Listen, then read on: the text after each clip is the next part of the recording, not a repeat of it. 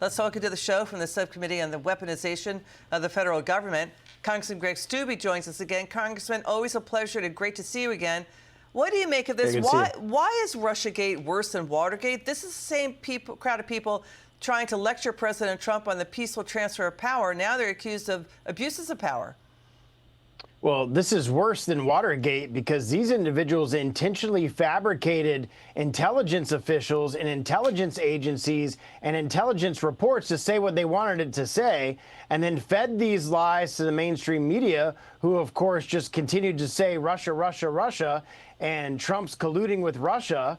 And it created this entire thing that the American people were lied to by the highest levels of our government, President Obama and all of his intelligence staff, fabricating information. And now, of course, years later, we get this information of how much of this was fabricated. It was based on lies. The dossier was paid for by the Hillary Clinton campaign. And in fact, Putin wanted Hillary to win because they had a whole bunch of things on her that they wanted to use to try to negotiate and leverage her.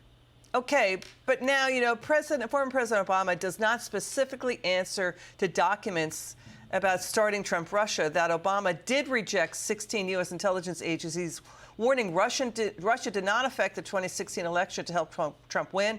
Instead, he ordered this brand new assessment based on the phony Steele dossier that Hillary Clinton's campaign and the D.C. had paid for. And then Democrats in government repeatedly leaked against Trump, and the media reported as fact that, you know, saying that Trump was even a Russian agent. That's, in fact, libelous. I mean, the Mueller and Durham report found Trump never was involved in hacking Democrat emails released by WikiLeaks, so that Trump colluded with Russia's influence campaign.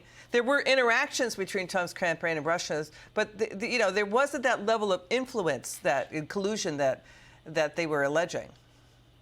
Oh, of course not. And the DOJ has to act on this. The American people want to see justice on all of this type of behavior from Comey and Clapper and Brennan and all of these individuals that lied to the American people. And it wasn't just lying to the American people. They intentionally fabricated intelligence reports to say what they wanted it to say, to try to defame and then get FISA authorization to search and surveil the Trump campaign. And then after Trump became president, this was Russia, Russia, Russia collusion hoax. For years, it was fabricated in the mainstream media that was all based on lies and fabricated by Obama and his henchmen. So there absolutely has to be repercussions for this. Now, it was so long ago because some of these guys lied to Congress, but the statute of limitations is told that they're going to have to figure out ways to charge these individuals.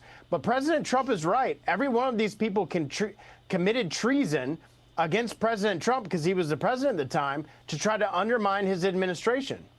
Thank you so much, Greg Steube. Congressman Greg Steube, it's always great to have you on. Thank you for taking the time.